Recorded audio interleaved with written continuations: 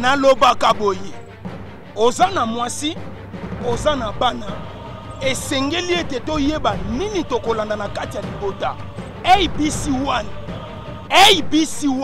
site moko oye kangi masolo na monde ati pona kozwa ba information ya kitoko landa s'abonner na ABC1 soki abonné okomona be mission ya kitoko be information ya bien musique ya malonga yaya mwasi papa mama oya ko s'abonner na ABC1 te yaya façon na ko papola ye akolapa boniko ABC1 ABC1 Television. ABC1 Television. Le leader en actualité. Et voilà, merci beaucoup mesdames, messieurs, chers internautes. Je crois que vous en avez à travers le monde, dans Apambolabino, partout ce que vous allez. Vraiment, on a fait simbote na maman, à Chantal Aya ou Oazo Nangasiko, na papa Osé, ainsi que Bandeko Nyonso, Oyo Boza Kolandabiso à travers le monde. On a vu que vous allez super branché. Jenny, Jenna Kouizan, Zama Pambolo, Rosali.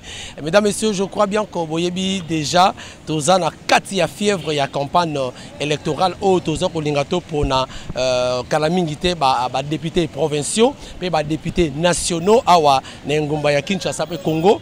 Donc tout à l'heure, Toko Yamba Moko Abino Oyo a s'est présenté na kati ya Bandalungwa. À l'objet que hier, jadis Bandal c'était Paris, mais aujourd'hui Bandal ne plus Paris. Pourquoi? On va découvrir ensemble na Nkumu Charlie Moshan, je crois Akoya déjà. Merci beaucoup. Donc Toko Yambaye, pour comprendre pourquoi Toko Solalaye Nengani Bandal. Alors bonjour le futur honorable. Bonjour papa journaliste. D'abord bonne santé et puis santé na il y a parti. Santé nanga yanzo toza kolongo no santé à parti pe bino mo bozora beko na Nord Kivu donc santé à parti batike gagna baza bien. Tu rappelé bande occasion d'abiso que Yozali candidat député na kati ya UNC ya parti ya Mwanamboka Vital Kamerhe. Oui, président national Vital Kamerhe naza moko ya ba cadre ya parti ya UNC. D'accord, to yambio lelo, toza vraiment la fief non la Bandalungwa et si kawapi yope au postulé en tant que candidat provincial. Voilà, merci beaucoup. Tokoye ba elo ni motiva que d'abord nanu au c'est au postulé na Bandal. Ngai bana Bandal, bango moko ba jeune ba papa ya Bandalungwa, ba lobite mwana biso to sepeli yoza la kende. Ba fulio ba peso chance kende yango moni ngai na députation provinciale ya Bandalungwa ngana zena ba ambition ya national mais bana Bandalungwa ba bité yefuza molobeli na biso kende ba position liboso yango ni papa Charlie Mboshana avec consommons Bandalungwa. Consommons Bandalungwa papa Charlie, c'est vrai oye na Bandal au postulé. Alors message nini yo okoko pesa na bana Bandal.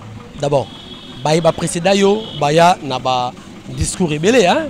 Bah discours rebelle baloba mais tout le monde a l'oroté. Alors campagne no au sango sous quel message? Neti nazana provincial à Bandal message campagne non ça on a message na slogan moko consommons Bandalungwa. Consommons Bandalungwa et belé bazoé ba sens na ngote. Et la kisi est belé. Donc Bandalungwa totonga Bandalungwa. Bandalungwa totonga Bandalungwa.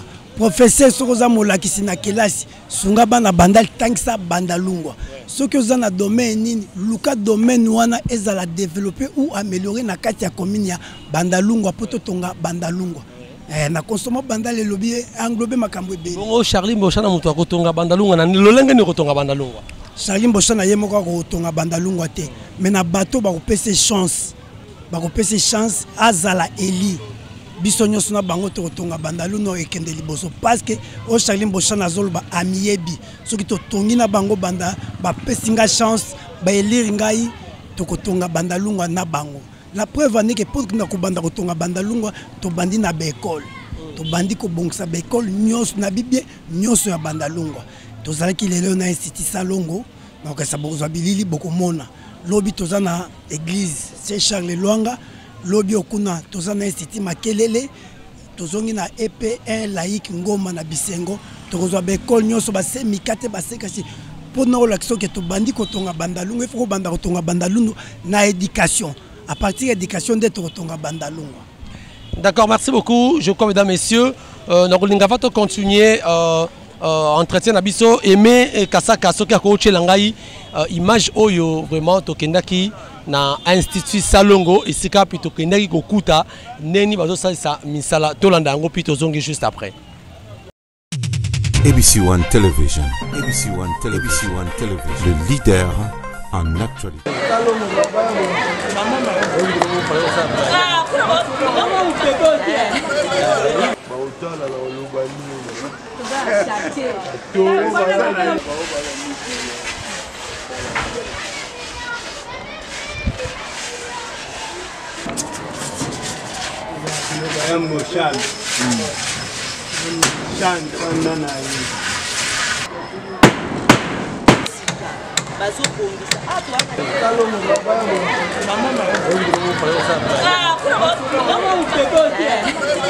On dit déjà et pas honorable Charlie Mboshana moi na bandal la solo né grandi na bandal ndé azo sesa misala na institut Salongo place ya tanga place o mayele ba pesela ka ye mayele ndé sika azo sala donc pour la kisa motivation ya bana bandal ke yende na commune na bandal penza azali azo ko reconnaître bandal eza ya bango.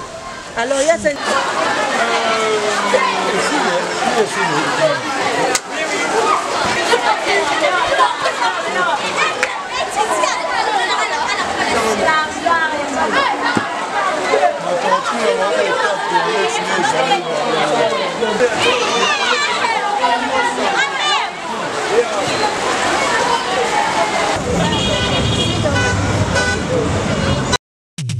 ABC One Television.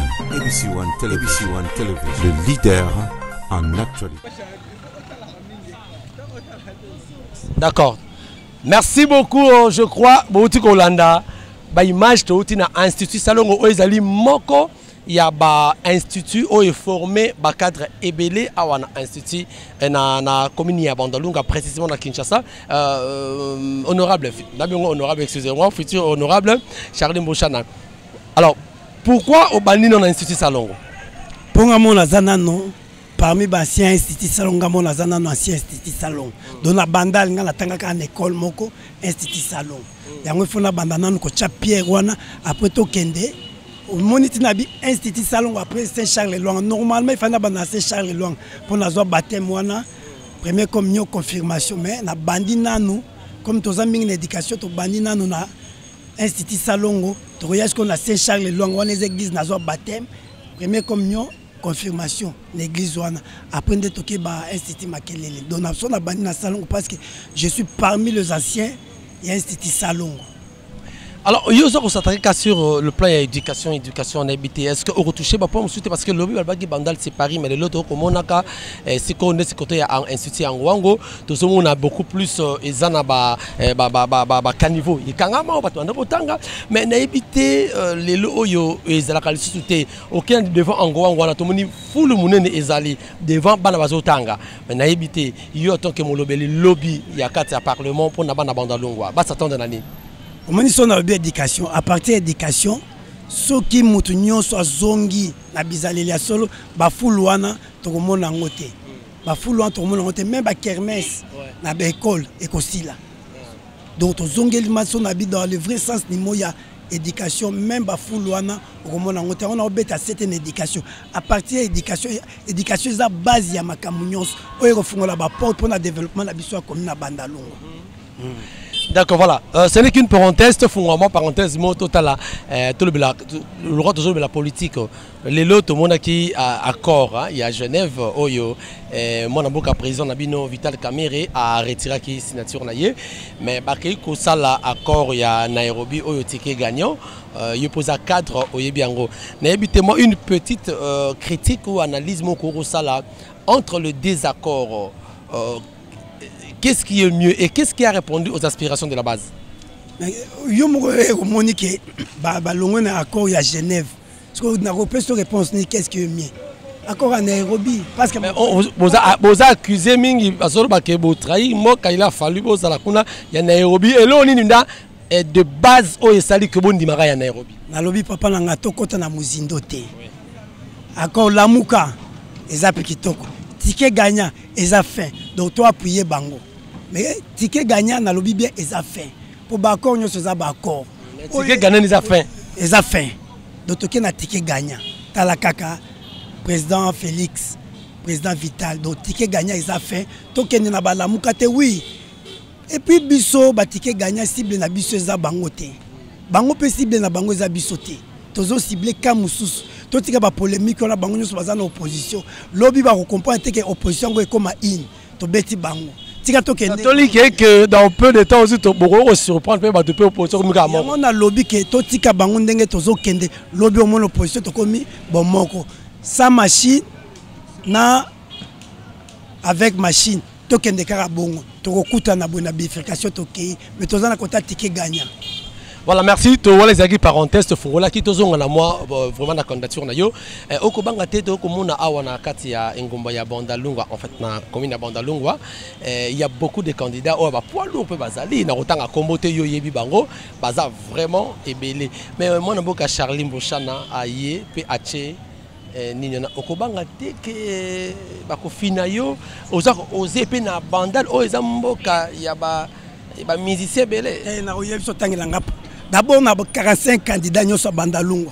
Les seuls poids lourds, c'est Kumumbo Charlie Mboshan. Bandaropa Moulati, Nakan Kokol. Poids lourd, Mokoka Bazana et Kumumbo Charlie Mboshan. Parce que yo tangilanga poids lourd. Yo ko sala mo vanta parce que ça yo moko. Parce que na miyebi ke zangai. Si on a na lobby yo papa journaliste tangilanga poids lourd yo yebi on a bi poids lourd te. Na yebi poids lourd te. Poids lourd ezaka ngai moko Kumumbo Charlie Mboshan.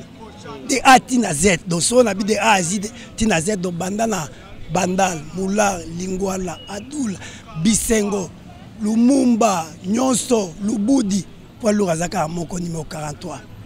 Pointure de grand monsieur, Kumumbo Charlie. 43. 43. Pointure de grand monsieur. Pointure de grand monsieur. De grand monsieur. Et puis code à bandal, le comme 43. Poids lourd azate. Ils sont yo yebi poids lourd mo tangelanga na bandal. On a yebi so qu'il y a pas match. Ah d'accord, donc merci beaucoup. Je crois que maman Chantal Ayao azo comprendre maram tozoloba nandiro nanga oyo aza à partir ya Suisse. Maman tozo continuer na Charlie Mboshana azali candidat député provincial dans la commune ya Bandalungwa. Mais papa Charlie c'est vrai le loto ko mona na Bandalungwa. En Kumumboyo, abi Kumumboyo. Le lot tozo ko assister na un phénomène oza prolifération.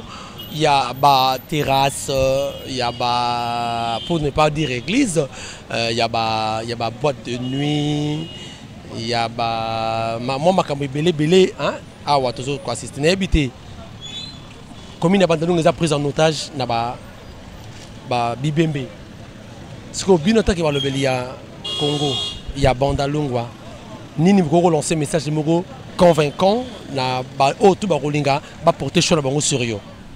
Omoni makamba so moni ba terrasse de l'automne na commune na biso Bandalungwa ba église. D'abord social là batu za bien te batu faut ba se débrouiller pour les gens réclament aussi hein. Mais nazo kene malé mais pour ba zo lipa. Mais na ko se débrouiller on a pe ezo déranger bana moy ba tangati yango so to zonka nyonso na so ke base éducation.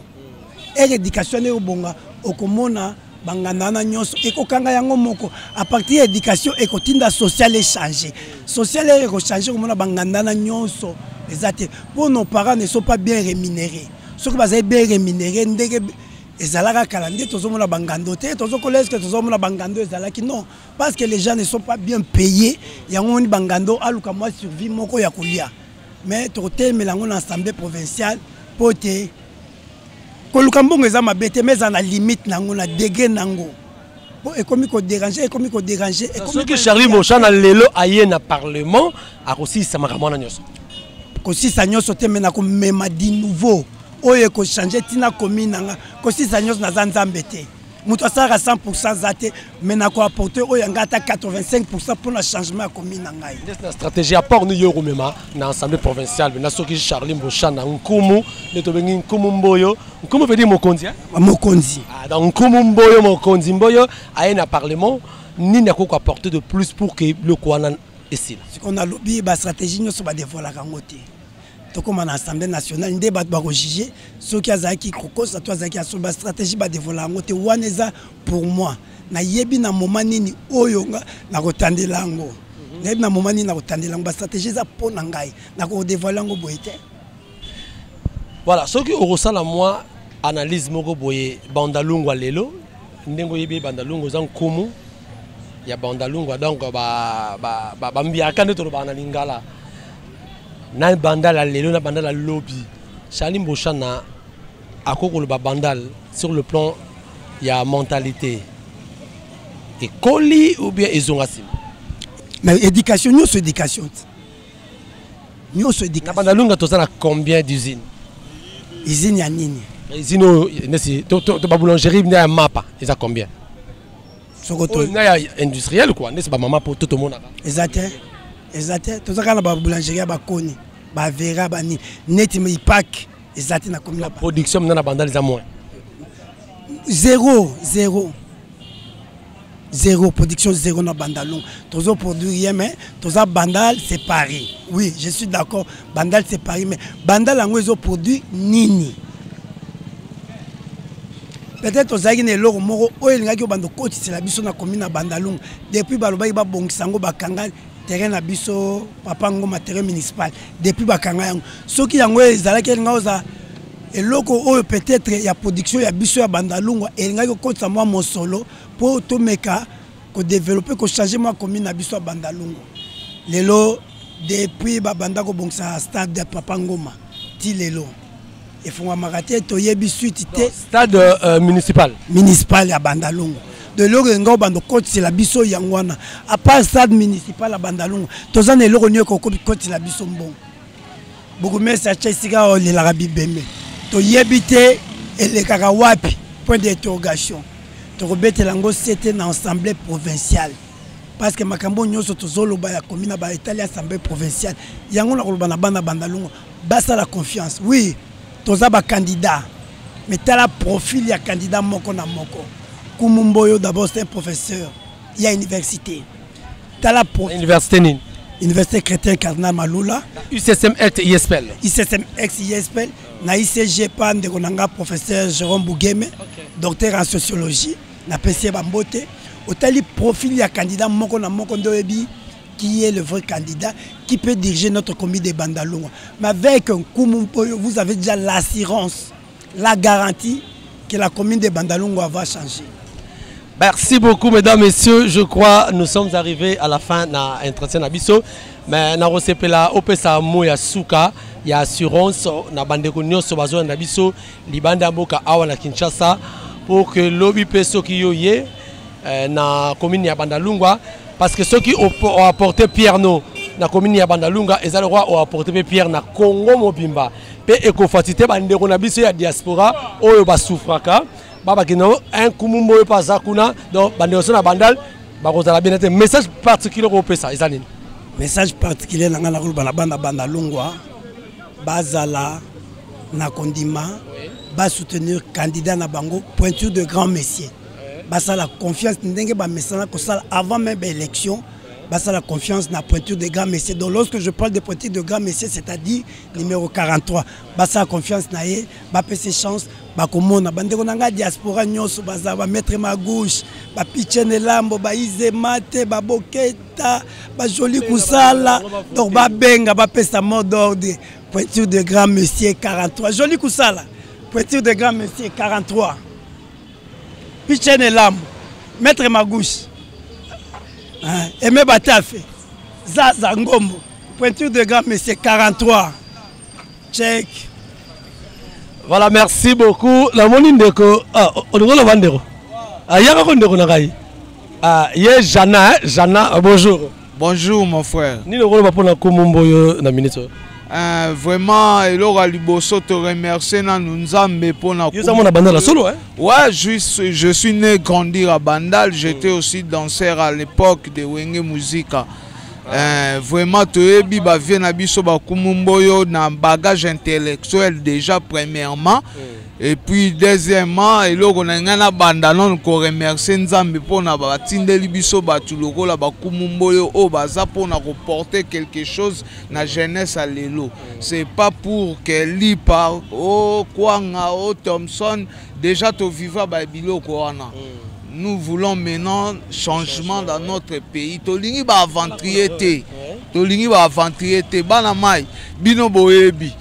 boyebi place outi na place tozokende tosala bachoix mpona loyenge te bachoix ya bien eza lokola Kumu Charlie Mboyo numéro toujours 43 azolite mpona bajeune epuis aza jeune bapapa oyo bozolanda wana baza kaka mpona koya kombrie susu bana na biso kaka ya mike na baleki na biso ya mike ya basi bapesi bango bakombo ojana. Mais moi je crois pas que notre vieux vraiment kozala na ba niveau wana ye aza marié et puis akozala marié je sais pas wana eza makambo na ye mais oyo eza pena kati il faut te voter ba oyo bako porter biso quelque chose bomoni parlement ndenge leki. D'accord, merci beaucoup Jana Nzambe apambola, merci on va continuer je crois na évité Kumu bon to sisi bina yo na reposer moi 2 minutes sur le barara à lobby déjà yo ki ba lobby yo ba faire même Jana na kutoza na ngote yo zo lutter pour l'éducation il y a jeunesse. Merci beaucoup Jana je crois merci bon ça va le lobby bana bandal bolamuka botala bandal ne komi lokola fulu bolamuka pas n'importe qui à kota toujours numéro 43 yende akolitele biso na parlement Kumu Charlie Mboyo. D'accord, merci beaucoup Kumu Charlie. Mambote ça la bien habité moi 1 minute. Mbote na bala nyoso bandal bala nyoso ya libanda bango nyoso mbote mais Telexi Rubuye Bambote belé papa place aux Nzamba pambola yo Telek na bibé Telexi Rubuye Bambote belé place aux Nzamba pambola. D'accord, merci beaucoup Kumu Charlie parce que au permettre biso to sano mo interview lelo na fief nom na Bandal a bazomo na kati ya Bandal na quartier Molara quartier Lumumba awa eza moko ba quartier ba voter au pays. Est-ce que vous avez accepté?